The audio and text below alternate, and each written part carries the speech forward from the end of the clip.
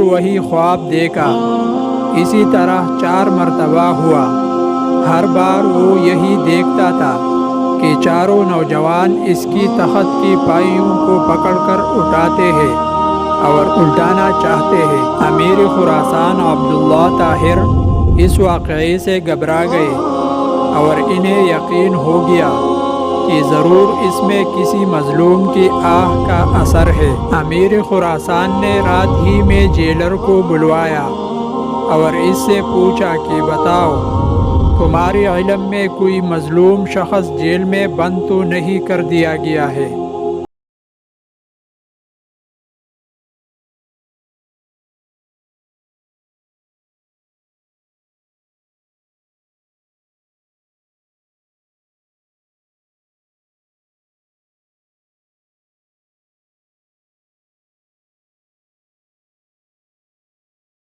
امیر نے حکم دیا اسے پورا حاضر کیا جائے۔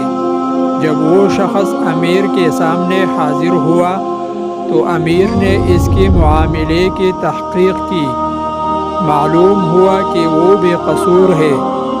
امیر نے اس شخص سے معذرت کی اور کہا، آپ میرے ساتھ 3 کام کیجئے۔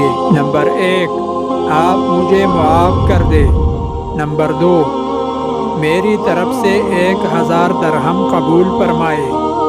نمبر 3، جب بھی آپ کو کسی قسم کی پریشانی درپیش ہو تو میرے پاس تشریف لائے تاکہ میں آپ کی مدد کر سکوں۔ نیک سیرت لوہار نے کہا، آپ نے جو یہ فرمایا ہے کہ میں آپ کو معاف کروں،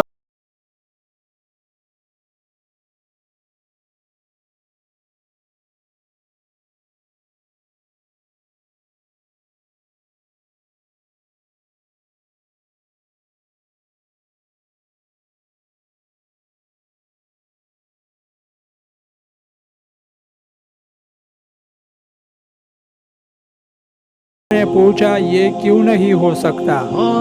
تو اس شخص نے جواب دیا کہ وہ خالق و مالک جل جلالہ جو مجھ جیسے فقیر کے لیے آپ جیسے بادشاہ کا تخت ایک رات میں 4 مرتبہ اوندا کر سکتا ہے، تو اس کو چھوڑ دینا اور اپنی ضرورت کسی دوسرے کے پاس لے جانا اصول بندگی کے خلاف ہے۔ میرا وہ کون سا کام ہے جو نماز پڑھنے سے پورا نہیں ہو جاتا کہ میں اسے غیر کے پاس لے جاؤں؟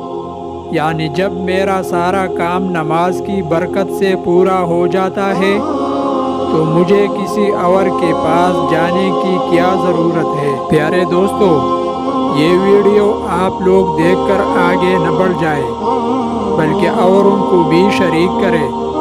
یہ صدقہ جاریہ ہوگا، اس میں آپ کا بمشکل 1 لمحہ صرف ہوگا، لیکن ہو سکتا ہے اس 1 لمحہ کی اٹھائے ہوئے تکلیف سے آپ کی شیئر کردہ یہ ویڈیو ہزاروں لوگوں کے لیے سبق آموز ثابت ہو۔